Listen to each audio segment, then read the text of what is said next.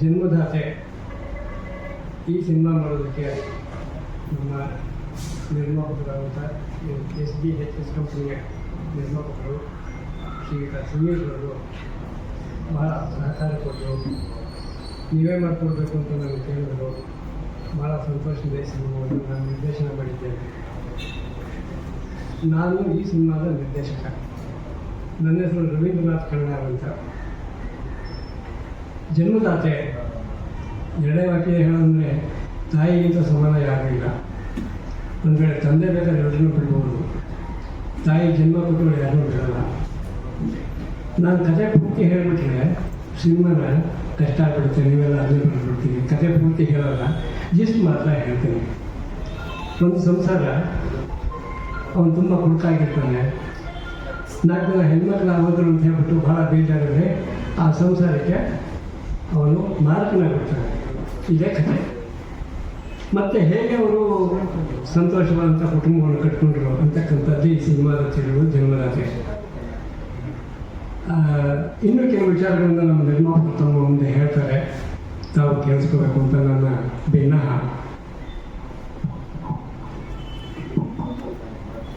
ನಮಸ್ಕಾರ. ನನ್ನ ಪರಿಚಯ ನಿಮ್ಮೆಲ್ಲರಿಗಿದೆ ಅಂತ ಅಂದ್ಕೊಂಡಿದ್ದೀನಿ. ನಾನು ಶೈಲಶ್ರೀ ಸುದರ್ಶನ್ ಮಾತಾಡ್ತಾ ಇದ್ದೀನಿ. ಇಂತಹ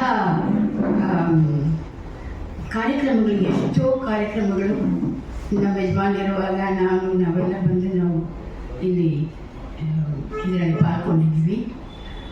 ಇವಾಗ ಸದ್ಯಕ್ಕೆ ಈ ಕೆಲವು ಒಂದು ವರ್ಷ ಅಂತ ಹೇಳ್ಬೋದು.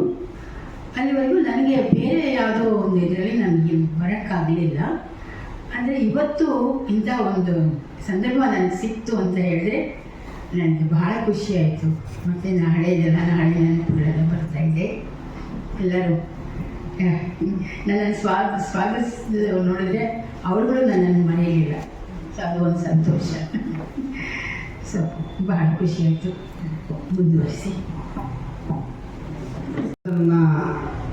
ಒಂದು ರೀತಿಯಲ್ಲಿ ಎಲ್ಲ ಕಡೆ ಪಸರಿಸಲಿಕ್ಕೆ ನಮ್ಮ ಮಾಧ್ಯಮ ಮಿತ್ರರು ಬಹಳ ಮುಖ್ಯ ಈ ಸಂದರ್ಭದಲ್ಲಿ ಅಂತ ನಾನು ಹೇಳೋಕ್ಕೆ ಭಾಳ ಇಷ್ಟಪಡ್ತೀನಿ. ಏಕೆಂದರೆ ಮಾಧ್ಯಮಗಳು ಏನಾದರೂ ನಮ್ಮ ಚಿತ್ರನಾಗಲಿ ಇನ್ನೊಂದು ವಿಷಯನಾಗಲಿ ಪಬ್ಲಿಕ್ಕಿಗೆ ತಿಳಿಸಲಿಲ್ಲ ಅಂತಂದು ಹೇಳಿದರೆ ಅದು ಖಂಡಿತವಾಗ್ಲೂ ಎಲ್ಲ ಕಡೆ ಪಸರಿಸೋಕ್ಕೆ ಸಾಧ್ಯವಾಗಲ್ಲ ಅಂತಂದು ನಾನು ಹೇಳೋಕ್ಕೆ ಈ ಸಂದರ್ಭದಲ್ಲಿ ಇಷ್ಟಪಡ್ತೀನಿ. ಅದಕ್ಕೋಸ್ಕರ ಮಾಧ್ಯಮ ಮಿತ್ರರಿಗೆ ಮತ್ತೊಮ್ಮೆ ನಮಸ್ಕಾರಗಳನ್ನು ಮಾಡ್ತಾ, ಈ ಚಿತ್ರದಲ್ಲಿ ನಾನೊಬ್ಬ ಕಲಾವಿದನಾಗಿ ಮಾಡಿದ್ದೀನಿ. ಒಂದು ಒಳ್ಳೆಯ ಸಂದೇಶವನ್ನು ಕೊಟ್ಟಿದ್ದೀನಿ. ತಾಯಿ ಜನ್ಮದಾತೆ ಇರುತ್ತೆ, ಆದ್ರೂ ಆ ಸಂದರ್ಭದಲ್ಲಿ ದೇವರು ನನ್ನನ್ನು ಅಲ್ಲಿಗೆ ಕಳಿಸಿರ್ತಾರೆ. ಆ ಸಂದರ್ಭದಲ್ಲಿ ಅವರನ್ನು ಕಾಪಾಡೋಂಥ ಅವಕಾಶ ಸಿಕ್ಕಿತ್ತು ಅಂತಂದು ನಾನು ಹೇಳೋಕ್ಕೆ ಈ ಸಂದರ್ಭದಲ್ಲಿ ಇಷ್ಟಪಡ್ತೀನಿ. ನನಗೊಂದು ಒಳ್ಳೆಯ ರೋಲನ್ನು ಕೊಟ್ಟಿದ್ದಾರೆ. ಅದಕ್ಕೋಸ್ಕರ ನಿರ್ದೇಶಕರಿಗೂ ಹಾಗೂ ನಿರ್ಮಾಪಕರಿಗೂ ನಾನು ಧನ್ಯವಾದಗಳನ್ನು ಹೇಳುತ್ತೇನೆ. ಮತ್ತು ಮಾಧ್ಯಮ ಮಿತ್ರರಿಗೆ ಇನ್ನೊಂದು ನಮಸ್ಕಾರಗಳನ್ನು ಹೇಳುತ್ತಾ ನನ್ನ 2 ಮಾತನ್ನು ಮುಗಿಸ್ತೇನೆ. ಜೈ ಕರ್ನಾಟಕ. ಇಲ್ಲಿರ್ತಕ್ಕಂಥ ನಮ್ಮ ಮಾಧ್ಯಮಿಕರ ನಮಸ್ಕಾರಗಳು. ನಾನು ಈ ಸಿನಿಮಾದ ಸಂಕಲನಕಾರ ಕೆಲಸ ಮಾಡಿದ್ದೇನೆ. ರವೀಂದ್ರ ಕಣಗಾರ್ ಸರ್ ಅಂತ ಹಿರಿಯ ನಿರ್ದೇಶಕರ ಜೊತೆ ಕೆಲಸ ಮಾಡಿದ್ದು ಒಂದು ಒಳ್ಳೆಯ ಅನುಭವ ಆಯಿತು. ಹಾಗೂ ಅವ್ರ ಜೊತೆ ಕೆಲಸ ಮಾಡೋಕ್ಕೆ ಅವಕಾಶ ಕೊಟ್ಟಂಥ ಸುನಿಲ್ ಅವ್ರಿಗೂ ನಾನು ಈ ಕಡೆಯಿಂದ ಧನ್ಯವಾದಗಳು. ಸಿನಿಮಾ ಚೆನ್ನಾಗಿ ಬಂದಿದೆ. ಒಂದು ಸಿನಿಮಾಗೆ ಹೇಗೆ ಒಂದು ಕುಟುಂಬ ಸಿನಿಮಾನ ರೂಪಿಸಬೇಕು ಅನ್ನೋದನ್ನು ರವೀಂದ್ರ ಕಣಗಾರ್ ಸರ್ ಅದ್ಭುತವಾಗಿ ಮಾಡಿದ್ದಾರೆ. ಅವ್ರ ಜೊತೆ ಕೆಲಸ ಮಾಡಿದ್ದು ನನಗೂ ಖುಷಿ ಇದೆ. ಸೊ ಇವನ್ನ ನೋಡಿ ಹಾರೈಸಿ ನಮಗೆ ಆಶೀರ್ವದಿಸಿ. ನಮ್ಮ ಸುನೀಲ್ ಸರ್ ಅವರು ನೀವೊಂದು ಕ್ಯಾರೆಕ್ಟ್ರು ಮಾಡಬೇಕಮ್ಮ ಅಂತ ನನಗೆ ಅವಾಗ ಹೇಳಿದ್ರು. ಆಯಿತು ಸರ್ ಮಾಡ್ತೀನಿ ಅಂತ ಹೇಳಿ ಎಲ್ಲೋ ಇದ್ದೋಳನ್ನ ಕರ್ಕೊಂಡು ನನಗೆ ಒಳ್ಳೆ ಕ್ಯಾರೆಕ್ಟ್ರ್ ಕೊಟ್ಟಿದ್ದಾರೆ. ಅವರಿಗೆ ಆಯುಸ್ಸು ಆರೋಗ್ಯ ಭಾಗ್ಯ ಕೊಟ್ಟು ದೇವರನ್ನು ಕೇಳ್ಕೊಳ್ತೀನಿ ನಾನು. ಯಾಕಂದರೆ ನಿಮಗೆ ಅಜ್ಜಿ ಪಾತ್ರಕ್ಕೆ ನೀವು ಅತ್ತೆ ಕ್ಯಾರೆಕ್ಟರ್ಗೆ ಎಲ್ಲದಕ್ಕೂ ಚೆನ್ನಾಗಿ ಹೊಂದುತ್ತದೆ ಅಂತ ಅಂದ್ಬಿಟ್ಟು ಕರ್ಕೊಂಡ್ಬಂದು ನನಗೆ ಅಮ್ಮನ ಕ್ಯಾರೆಕ್ಟರ್ ಕೊಟ್ಟಿದ್ದಾರೆ. ಅವರಿಗೆ ಈ ಜನ್ಮದಾತೆ ಅನ್ನೋ ಪಿಕ್ಚರ್ ಓಡಲಿ ಚೆನ್ನಾಗಿ ಅಂದ್ಬಿಟ್ಟು ದೇವರನ್ನು ನಾನು ಕೇಳ್ಕೊಳ್ತಾ ಇದ್ದೀನಿ. ಧನ್ಯವಾದಗಳು. ಈಗಾಗಲೇ ಕೆಲವು ಪತ್ರಿಕಾ ಮಿತ್ರ ಸ್ನೇಹಿತರಿಗೆ ನನ್ನ ಪರಿಚಯ ಇರುತ್ತೆ.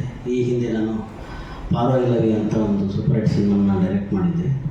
ನನ್ನ ಆಶೀರ್ವದಿಸಿ ಬೆಳೆಸಿದ್ದೀನಿ. ಪ್ರೇಮಾಂತರಂಗ ಅಂತ ಸಿನಿಮಾ ಮಾಡಿದ್ರೆ ಅತಿ ಶೀಘ್ರದಲ್ಲಿ ಅದು ಕೂಡ ರಿಲೀಸ್ ಆಗ್ತಾಯಿದೆ.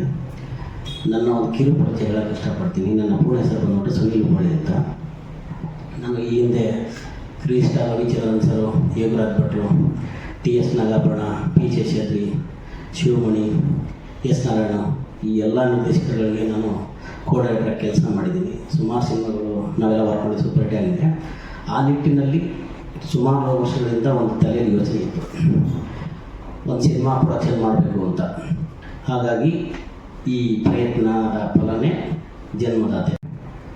ತಾವೆಲ್ಲ ಪತ್ರಿಕಾ ಮಾಧ್ಯಮ ಮಿತ್ರರು ಭಾಳ ಖುಷಿಯಿಂದ ಸಹಕಾರ ನೀಡಿ ಈ ಪುಟ್ಟ ನಿರ್ಮಾಪಕನ ಹೆಚ್ಚಿನ ಸಹಕಾರ ನೀಡಿ ನೀವು ನಿಮ್ಮ ಕಲಾ ಸರಸ್ವತಿಯ ರೂಪದಲ್ಲಿರುವಂತಹ ನಿಮ್ಮ ಬರವಣಿಗೆಯನ್ನು ಬಳಸಿ ನನ್ನ ಸಿನಿಮಾದ ಹಣೆಬರಹನ ಅದ್ಭುತವಾಗಿ ಬರೆದ್ರೆ ಅದು ಇನ್ನೆಲ್ಲ ಹೋಗಿ ರೀಚ್ ಆಗಿ ನಾನು ಇಲ್ಲಿ ಬಂದಿರೋ ದುಡ್ಡನ್ನು ಗೊತ್ತು. ಕ್ರೇಜಿ ಸ್ಟಾರ್ ರವಿಚಂದ್ರ ಶಿಷ್ಯಂದ್ರ ಅಂದರೆ ನಮಗೆ ಸಿನಿಮಾ ಬಿಟ್ಟು ಬೇರೆ ಏನೂ ಗೊತ್ತಿಲ್ಲ.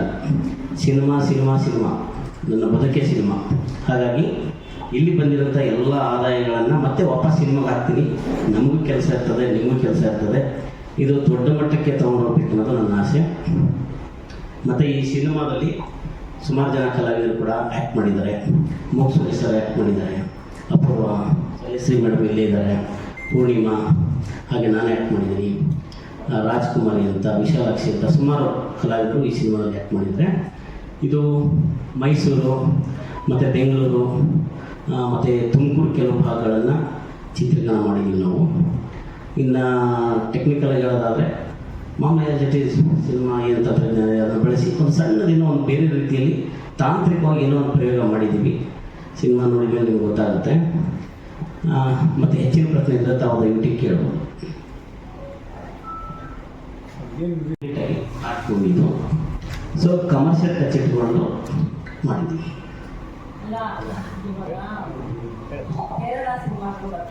ಹಾಂ ಹಾಂ ಅವರು ಆ ಕಾಲದಲ್ಲಿ 1 ಲಕ್ಷ 2 ಲಕ್ಷ ಖರ್ಚಿಸ್ತಾ ಇದ್ವಿ ಹಾಂ ಒಂದು 5 years ಬ್ಯಾಕ್. ಓಕೆ. ಇವಾಗ ನಿಮ್ಮ ಬಜೆಟ್ ಎಷ್ಟು ಇದರಲ್ಲಿ ಇಟ್ಕೊಂಡು ಮಾಡಿದ್ದೀವಿ? 70 ಲಕ್ಷ ಹೇಳಿದ್ನಲ್ಲ. ಸ್ಪೆಷಲ್ ಏನಿದೆ ಸರ್ ಸಿನಿಮಾದ? ಸ್ಪೆಷಲ್ ಏನಂತಂದರೆ ನಾನು ಯಾವತ್ತೂ ಕೊರತೆ ಮಾಡಿಲ್ಲ. ನಮ್ಮ ಸಿನಿಮಾದಲ್ಲಿ ಒಂದು ಊಟ ತಿಂಡಿಂದ ಹಿಡ್ಕೊಂಡು ಒಂದು ಟೆಕ್ನಿಕಲಾಗಿ ಯಾವ ಕ್ಯಾಮ್ರಾಗಳು ಬೇಕು, ಏನು ಬೇಕು, ಒಂದು DI ಕಂಟೆಂಟ್ ಆಗಿರ್ಬೋದು, ಎಫೆಕ್ಟ್ಸ್ಗಳಾಗಿರ್ಬೋದು, ಸಿನಿಮಾ ಒಂದು ಆರ್ಟ್ ಟಚ್ ಇರ್ಬೋದು ಅಷ್ಟೇ. ಬಟ್ ಟೆಕ್ನಿಕಲಾಗಿ ಕಮರ್ಷಿಯಲ್ಗೆ ನಿಯರೆಸ್ಟು ಕಮರ್ಷಿಯಲ್ ಏನು ಬೇಕು ಪ್ರತಿಯೊಂದು ಕೂಡ ಅದಕ್ಕೆ ನಾವು ಅಪ್ಲೈ ಮಾಡಿದ್ದೀವಿ. ಈ ಸಿನಿಮಾದಲ್ಲಿ ತಾವು ಹೆಣ್ಣನ್ನು ಪ್ರಧಾನವಾಗಿ ಇಟ್ಕೊಂಡು ಮಾಡಿದ್ದಾರೆ. ಹಾಂ ಅಂದರೆ ತಾವು ಇಲ್ಲಿ ಮಕ್ಕಳು ಕೂಡ ತಾವು ಸೇರಿದ್ರು. ಹಾಂ ಚಂದ್ರಪ್ಪನಿಗೆ ಒಂದು 4 ಜನ ಹೆಣ್ಮಕ್ಳು ಇರ್ತಾರೆ. ಹೌದು ಸರ್. ಹೆಣ್ಣು ಮಕ್ಕಳು ಅನ್ನೋ ಕಾರಣಕ್ಕೋಸ್ಕರ ತಾವು ಹಿರಿಯರನ್ನು ಇದು ಮಾಡ್ತೀರಾ? ಹೆಣ್ಮಕ್ಳು 4 ಹೆಣ್ಮಕ್ಳು ಹುಟ್ಟುತ್ತಾರೆ. ಹೌದು. ಈಗ ಸಮಾಜದಲ್ಲಿ ಏನಾಗ್ಬಿಟ್ಟಿದೆ ಅನ್ಸರ್ ಮಾಡಲ್ಲ. ಸಮಾಜದಲ್ಲಿ ಏನಾಗ್ಬಿಟ್ಟಿದೆ ಅಂತಂದರೆ ಯಾವ ಮನೇಲಿ ನೋಡಿ ಪ್ರತಿಯೊಬ್ಬರಿಗೂ ಆಲ್ಮೋಸ್ಟ್ ಪತ್ರಕರ್ತರು ಕೂಡ ಅವ್ರಿಗೂ ಒಂದು ಫ್ಯಾಮಿಲಿ ಅಂತ ಇರುತ್ತೆ, ಎಲ್ಲ ಗೊತ್ತಿರುತ್ತಲ್ಲ. ಎಲ್ಲರಿಗೂ ಒಂದು ಮದುವೆ ಆದಮೇಲೆ ಒಂದು ಗಂಡು ಮಗು ಬೇಕು ಒಂದು ಫ್ಯಾಮಿಲಿಗೆ ಅನ್ನೋದೊಂದು ಎಲ್ಲರೂ ಖುಷಿ, ಒಂದು ಆಸೆ ಇರ್ತದೆ. ಆ ನಿಟ್ಟಿನಲ್ಲಿ ಒಂದು ಗಂಡಾಗುತ್ತೆ ಆಗಲ್ಲ, ಇನ್ನೊಂದು ಗಂಡಾಗುತ್ತೆ ಆಗಲ್ಲ. ಈ ಥರ 4 ಹೆಣ್ಮಕ್ಳಾದಾಗ ಆ ನಾಯಕ ನಟ ನನ್ನ ವಂಶಸ್ಥರೇ ಸಿಗಲ್ವೇನೋ ನನ್ನ ಫ್ಯಾಮಿಲಿಯಲ್ಲಿ ಅನ್ನೋದು ನಮಗೆ ಕಿಚ್ಚು ಶುರುವಾಗುತ್ತೆ. ಹೀಗಾಗಿ ಅವನು ತನ್ನ ಹೆಂಡತಿನ ಒಂದು ಕೊಲೆ ಮಾಡೋ ಮಟ್ಟಕ್ಕೆ ಹೋಗ್ಬಿಡ್ತಾನೆ. ಸೊ ಆ 4 ಜನ ಹೆಣ್ಮಕ್ಳು ಇಟ್ಟುಕೊಂಡು ಆ ಒಂದು ತಾಯಿ ರಾತ್ರೋರಾತ್ರಿ ತನ್ನ ಗಾಣದ ಊರಿಗೆ ಪ್ರಯಾಣ ಬಿಡಿಸ್ತಾಳೆ. ಹೆಣ್ಮಕ್ಳು ಗಂಡು ಮಕ್ಕಳಿಗಿಂತ ಒಳ್ಳೆ ಸಾಧನೆ ಮಾಡಬಲ್ಲರು ಎಜುಕೇಷನ್ ಕೊಟ್ಟರೆ ಅನ್ನೋದನ್ನು ಈ ಸಿನಿಮಾದಲ್ಲಿ ನಾವು ಸಾಬೀತುಪಡಿಸಿದ್ದೀವಿ. ಹೀರೋಯಿನ್ ಅವಳು ಇದು ಇಂಜಿನಿಯರಿಂಗ್ ಮಾಡ್ತಾಳೆ, ಮಂಗಳೂರಲ್ಲಿ ಎಕ್ಸಾಮ್ ನಡೀತಿದೆ ಅವಳಿಗೆ. ಹೊರ ರಾಜ್ಯದಲ್ಲಿ ಬಿಡುಗಡೆ ಮಾಡ್ತಾ ಇದ್ದೀರಾ ಸದ್ಯ? ಸರ್ ಹೊರ ರಾಜ್ಯ, ಔಟ್ ಆಫ್ ಕರ್ನಾಟಕ? ಇಲ್ಲ, ಆ ಪ್ರಯತ್ನ ಮಾಡಿಲ್ಲ. ನಿಮ್ಮ ಆಶೀರ್ವಾದ ಇದನ್ನು ನೆಕ್ಸ್ಟ್ ಸಿನಿಮಾದಲ್ಲಿ ನಾನು ಮಾಡ್ತೀನಿ. ಈಗ ಸದ್ಯಕ್ಕೆ ಒಂದು ಕನ್ನಡ ಸ್ಟೇಟ್. ಹಾಂ ಸರ್. ಹಾಂ ಈಗ 36 ಆಗಿದೆ ಸರ್. 36 ಎಲ್ಲ ಜಿಲ್ಲೆ, ಆಲ್ ಓವರ್ ಕರ್ನಾಟಕ ಸರ್, ಎಲ್ಲ ಜಿಲ್ಲೆ. ಪ್ರಚಾರಕ್ಕೆ ಹೀಗೆ ಈಗ ಆಲ್ರೆಡಿ ನೋಡ್ತಿದ್ರಿ, ಮಕ್ಕಳ ಪ್ರಿಂಟ್ ಮೀಡಿಯಾ ಬೇರೆ ಏನು ಬೇಕು, ಮತ್ತು ಕಾಲೇಜುಗಳಲ್ಲಿ ಸ್ವಲ್ಪ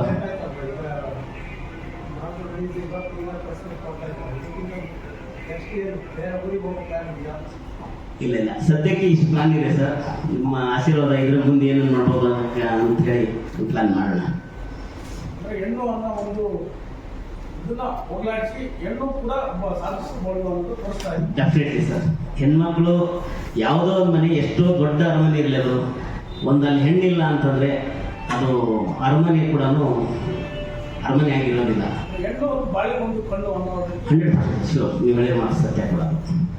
ಸೊ ಹೀಗಾಗಿ ನಾವು ಹೆಣ್ಣಿಗೆ ಯಾಕೆ ಪ್ರಿಫರೆನ್ಸ್ ಕೊಟ್ಟಿದ್ದೀವಿ ಅಂತಂದರೆ, ಯಾವುದೇ ಒಂದು ಸಾಧನೆ ಆಗಲಿ, ಯಾವುದೋ ಒಂದು ಇವತ್ತು ನಾವು ಇಲ್ಲಿ ಎದ್ದು ಬರ್ತೀವಿ ಅಂದರೂ ಕೂಡ ಗೊತ್ತಿದ್ದಂಗೆ ಹೆಣ್ಣಿನ ಸಹಕಾರ ಭಾಳ ಇರುತ್ತೆ.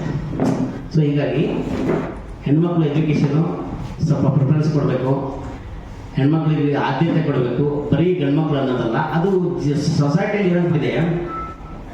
ಅಯ್ಯೋ ಗಂಡ್ಮಕ್ಳು ಇರಬೇಕು ಅಂತ. ಯಾಕೆ ಹೆಣ್ಮಕ್ಳು ಯಾಕೆ ಸಾಧನೆ ಮಾಡಿಲ್ಲ, ಯಾವ ಸ್ಥಾನಕ್ಕೆ ಹೋಗಿಲ್ಲ, ದೇಶ ಆಳಿದ್ರೆ ಏನೆಲ್ಲ ಗೊತ್ತೀಗ ಆಲ್ರೆಡಿ ನಿಮಗೆಲ್ಲ. ಹೀಗಾಗಿ ಹೆಣ್ಮಕ್ಳಿಗೆ ಪ್ರಿಫರೆನ್ಸ್ ಕೊಡಿ ಅನ್ನೋ ಒಂದು ಉದ್ದೇಶ ಇಟ್ಕೊಂಡು ನಾವು ಈ ಸಿನಿಮಾ ಮಾಡಿರೋದು. ಮೈಸೂರು, ಬೆಂಗಳೂರು ಬೇಸಿದೆ ಸರ್. ಮೈಸೂರು ಇಲ್ಲ, ಮೈಸೂರು ಬೆಂಗಳೂರು ಸ್ವಲ್ಪ ಒಂದು 3 days ಇಲ್ಲಿ ತುಮಕೂರಲ್ಲಿ ಮಾಡಿದ್ದೀವಿ.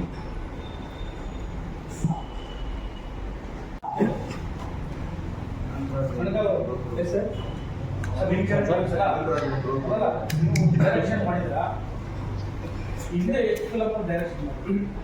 ನಾನು ಇವಾಗ 13 ಚಿತ್ರ ನಿರ್ದೇಶನ ಮಾಡಿದ್ದೀನಿ. ಇದು ನನ್ನ 4ನೇ ಚಿತ್ರ. ಅದರಲ್ಲಿ ಹೆಚ್ಚು ಪ್ರತಿಷ್ಠವಾಗಿರ್ತಕ್ಕಂಥ ಫಿಲಮ್ ಯಾವುದು ಸರ್? ಈ ಹಿಂದೆ ನೀವು ಡೈರೆಕ್ಷನ್ ಮಾಡಿರ್ತಕ್ಕಂಥದ್ದು ಜನಪ್ರಿಯವಾಗಿರುವಂಥ ಸಿನಿಮಾ ಭಾಳ ತುಂಬ ಜನಪ್ರಿಯ ಅಂದರೆ ಹೀಗಾಗಿದೆ. ನನ್ನ ಸಿನಿಮಾಗಳೆಲ್ಲ ಲೈಕ್ ಎಲ್ಲ ಅವಾರ್ಡು ಮತ್ತು ಫೆಸ್ಟಿವಲ್ಲು ಈ ಥರ ಮೂವಿಗಳು ನಾನು ಮಾಡಿರೋದು.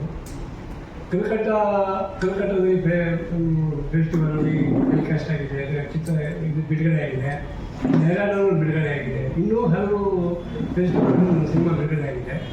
ಇದು ನನ್ನ ಮಾಡಿರೋ 13 ಸಿನಿಮಾಗಳಲ್ಲಿ ಇದು ಮೊದಲನೇ ಚಿತ್ರ ಈಗ ರಿಲೀಸ್ ಆಗ್ತಾ ಇರೋದು. ಕಂಟಿನ್ಯೂಸ್ ಆಗಿ 4 ಚಿತ್ರ ಬಿಡುಗಡೆ ರೆಡಿಯಾಗಿದೆ. ಸೊ ಆಗ ನೋಡಬೇಕು ಹೇಗೆ ಜನಗಳನ್ನ ಸ್ವೀಕಾರ ಮಾಡ್ತಾರೆ ಅನ್ನೋದ್ರ ಮೇಲೆ ಡಿಪೆಂಡ್ ಆಗುತ್ತೆ ಸರ್. ಹಾಂ, ಎಸ್ ಸರ್. ಪುಟ್ಟಣ್ಣ ಕನ್ನಡ ಶಿಷ್ಯ ನಾನು. ಶಿಷ್ಯ ಅಂದರೆ ಹೀಗಾಗುತ್ತೆ, ಏನು ತಪ್ಪಿಕೊಳ್ಳೋದು ಒಂದು 2 ಲೈನ್ ಹೇಳಬೇಕಾಗುತ್ತೆ ಆ ವಿಚಾರದಲ್ಲಿ. ಪುಟ್ಟಣ್ಣ ಕನ್ನಡದವರು ಮಸಂದವು ಮಾಡುವಾಗ ನನ್ನನ್ನು ಕರೆದರು, ನೀನು ಬಾ, ನಮ್ಮೂರವರೇ ಅವರು. ನಾನು ಅವರಿಗೆ ಅಡ್ಡ ನಮಸ್ಕಾರ ಮಾಡ್ತೇನೆ, ನೀವು ಹಿಮಾಲಯ ಪರ್ವತ, ನಮ್ಗೆ ಆ ಯೋಗ್ಯತೆ ಇಲ್ಲ, ನನ್ನ ಯಾಕೆ ಕರಿತಾ ಇದ್ದೀರಿ ಅಂತ. ಇಲ್ಲ, ನೀನು ಬೆಂಗಳೂರು ಬಾ, ನೀನು ನಿರ್ದೇಶಕ ಆಗುವುದು. ಯಾರು ಹೇಳಿದ್ರೋ ಬಿಟ್ಟಿದ್ರೋ ಗೊತ್ತಿಲ್ಲ. ಬೆಂಗಳೂರಿಗೆ ಬಂದರು. ಮಸಂದವು ಆಗ ಮೊದಲೇ ಅವರು ತೀರ್ಕೊಂಡ್ಬಿಟ್ರು, ಹಾರ್ಟ್ ಅಟ್ಯಾಕ್ ಹೊರಟೋಗ್ಬಿಟ್ರು. ನಾನು ಕರೆದು ಬಿಟ್ಟಿದ್ದಾರಲ್ಲ ಅಂತ ಹೇಳಿ ಅವಾಗ ಬೇರೆ ನನ್ನ ಕೆಲವು ಮಿತ್ರರನ್ನೆಲ್ಲ ಅಥವಾ ನಿಖಿಲ್ ಮಂಜು ಅಂತ ಇದ್ದಾರೆ, ಅವರ ಮೂಲಕ ನಾನು ಸಿನಿಮಾಗೆ ಎಂಟ್ರಿ ಕೊಟ್ಟೆ. ಊರ್ವಶಿಯಿಂದ ರಾಮಸ್ವಾಮಿಯಿಂದ ಕತೆ, ಅದಕ್ಕೆ ಅಸೋಸಿಯೇಟಾಗಿ ಸೇರಿಕೊಂಡೆ. ಅಲ್ಲಿಂದ ನನ್ನ ಜರ್ನಿ ಕಂಟಿನ್ಯೂ ಆಯಿತು ಸರ್. ಏನೋ ಅವ್ರ ಹೆಸರು ಉಳಿಸ್ಬೇಕು ಅಂತ, ಅವ್ರ ಹೆಸರು ಹೇಳೋದಕ್ಕೆ ನನಗಿಲ್ಲ. ಪುಟ್ಟಣ್ಣ ಕನ್ನಡ ಜೊತೆ ಕೆಲಸ ಮಾಡ್ತಿರ್ತಾ ಇರೋರು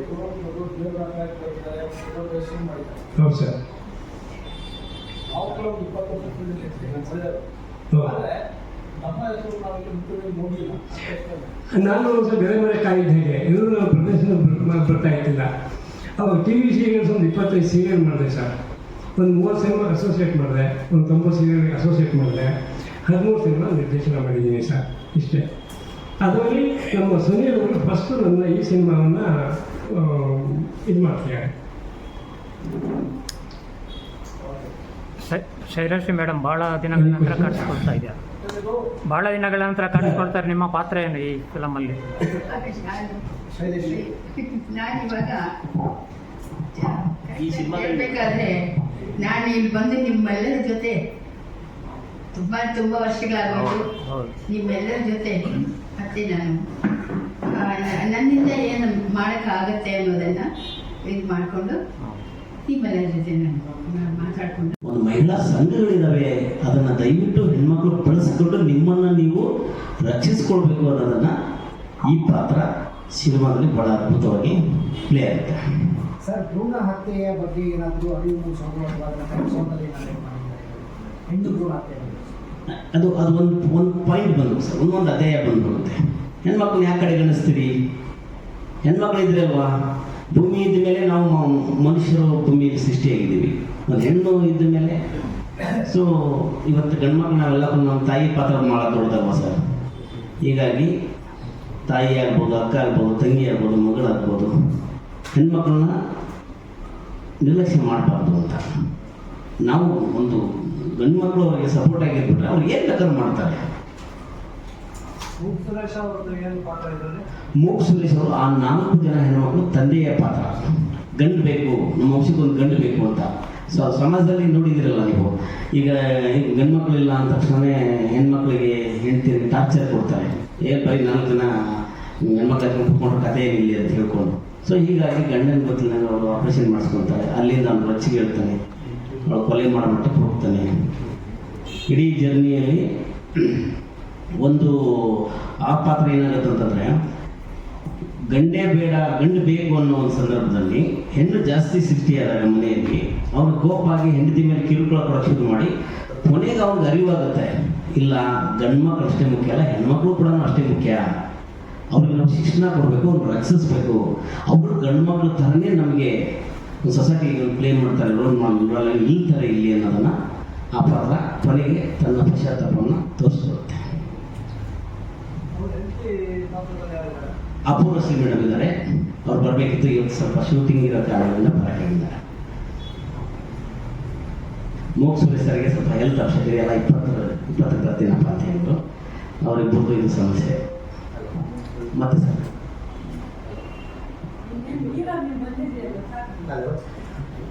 ನಿಮ್ಮ ಬಾಯಲ್ಲಿ ನಾನು ಹೀರೋ ಅಂತ ಬಂದಿದ್ರೆ ಅಂದರೆ ಡೆಫಿನೆಟ್ಲಿ ನಾನು ಹೀರೋನೇ. ಹೀರೋ ಅಂದರೆ ಫಿಸಿಕ್ ಇದ್ದ ತಕ್ಷಣ ಹೀರೋ ಆಗಲ್ಲ. ಸೊಸೈಟಿಯಲ್ಲಿ ಸರಿ ತಪ್ಪುಗಳ ಜೊತೆಗೆ ಅನ್ಯಾಯ ಆಗೋದನ್ನು ಸಾಮಾಜಿಕ ಜೊತೆ ನಿಂತ್ಕೊಂಡು ಹೋರಾಟ ಮಾಡ್ತಾರೆ. ನಾವು ಪ್ರತಿಯೊಬ್ಬರು ಹೀರೋನೇ, ನೀವೆಲ್ಲ ಹೀರೋಗಳ ನನ್ನ ದೃಷ್ಟಿಯಲ್ಲಿ. ಸರಿ ತಪ್ಪುಗಳನ್ನು ಬರೀತಾರೆ, ಇದು ಹಿಂಗಾಗಬೇಕು ಅಂತ. ಐ ಥಿಂಕ್ ಎಲ್ಲರೂ ಹೀರೋಗಳೇ. ಮತ್ತೆ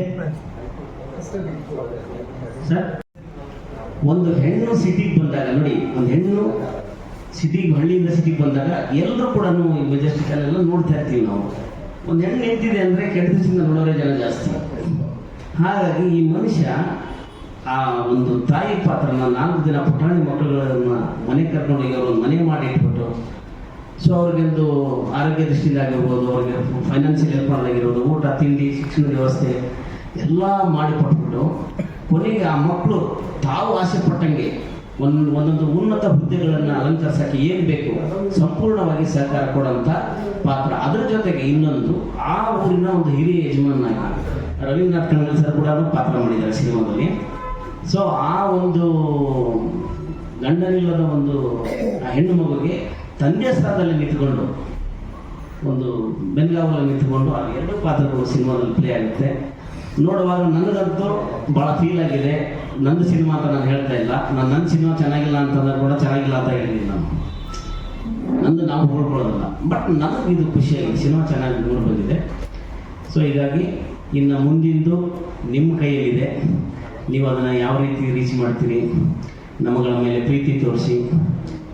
ಸೊ ಎಲ್ಲ ವಿಭಾಗದಲ್ಲೂ ಈ ಕೆಲಸಗಳು ಮೂವ್ಮೆಂಟ್ ಆಗಿರೋದು ಯಾರು ನಾವು ಬೇರೆ ಕಡೆ ಪ್ರೆಸ್ ಮೀಟ್ ಮಾಡೋದು ನಿಮ್ಗೆ ಗೊತ್ತಿದೆ. ಬಟ್ ನಾನು ಇಲ್ಲಿ ಏನು ಹೊಸ ಪ್ರಯತ್ನ ಮಾಡಿದೆ ಅಂತಂದರೆ, ತುಂಬ ಜನ ನಮ್ಮ ಸ್ನೇಹಿತರನ್ನ ಎಲ್ಲೋ ನಾನು ಕಳ್ಕೊತಿದ್ದೀವಿ, ನಾವೆಲ್ಲ ಎಲ್ಲಿ ಕಳ್ಕೊತಿದ್ದೀವಿ ಅಂತ ನೋಡಿ. ಮತ್ತೆ ಈ ಪ್ರೆಸ್ ಮೀಟ್ ಆದಾಗ ನೀವೆಲ್ಲ ಸಿಗ್ತಾ ಇರ್ತೀರಿ. ಇದನ್ನು ಹೊರತುಪಡಿಸಿ ನಮ್ಮಗಳ ಮಧ್ಯೆ ಎಲ್ಲರ ಮಧ್ಯೆ ಒಂದು ಸ್ನೇಹ ಇದೆ ನಮಗೆ. ಆ ಸ್ನೇಹದಲ್ಲಿ ಕಷ್ಟ ಸುಖಗಳನ್ನು ಹಂಚ್ಕೊಳ್ಳೋಕ್ಕೆ ಒಂದು ಸೂಕ್ತವಾದ ಜಾಗ ಮತ್ತು ಒಂದು ವೇದಿಕೆ ಪದೇ ಸಿನಿಮಾ ಮಾಡುವ ಮೂಲಕ ಎಲ್ಲಾದರೂ ಸಿಗುತ್ತೆ ಅನ್ನೋ ಕಾರಣದಿಂದ ಒಂದು ಹೊಸ ಪ್ರಯತ್ನ ಮಾಡಿದ್ದೀನಿ.